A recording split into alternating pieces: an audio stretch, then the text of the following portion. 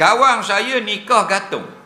Dan dia keluar berdua dengan isterinya dengan izin ayahnya. Bila dalam kereta, mereka pun setuh menyetuh. Dan kawan saya keluar mani. Mung dah. Bukan kawan. Mung dah ni. Asal keluar mani kawan saya. Adakah terbatal nikah gantung itu?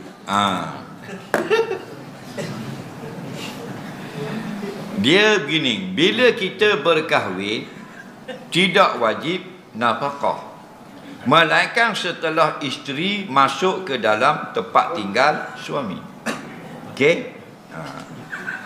Jadi kalau belum lagi masuk isteri ke rumah suami, walaupun sudah menikah 2 hari lepas, belum lagi suami wajib beri nafkah. Maka jadilah nafkah itu tetap atas bapa kepada pengantin perempuan. Nah, nikah gantung ni maksudnya lepas berkahwin belum lagi duduk bersama. Itu nikah gantung panggil. Faham? Nikah gantung ni banyak diamalkan sekarang oleh masyarakat Melayu. Okey? Mau nikah lagi? Bila nak nikah? Siapa nikah dah? Nikah lagi? Mau? Nikah dah? Hari dia nikah? Malam Jumaat. Pukul apa? Pukul 9 nikah.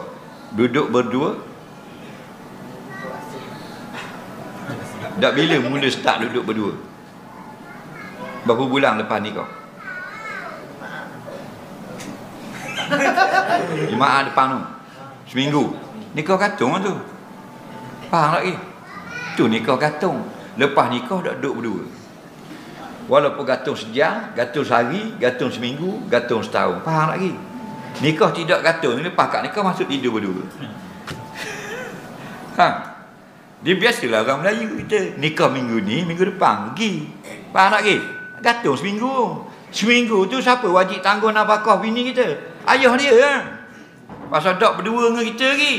Faham? Bila hantar masuk rumah kita dah, faham lagi? Maka dia panggil tamkin, penyerahan diri isteri kepada suami. Faham? Suami boleh pegang, boleh apa, boleh tak? Maka nafkah mula dengan suami dah wajib bayar. Sekali pun masuklah kereta. Faham? Laki tunggulah kereta. Bini masuk ke bawah ke bonet kau. Nampak? Kono-kono ayah dah nampak.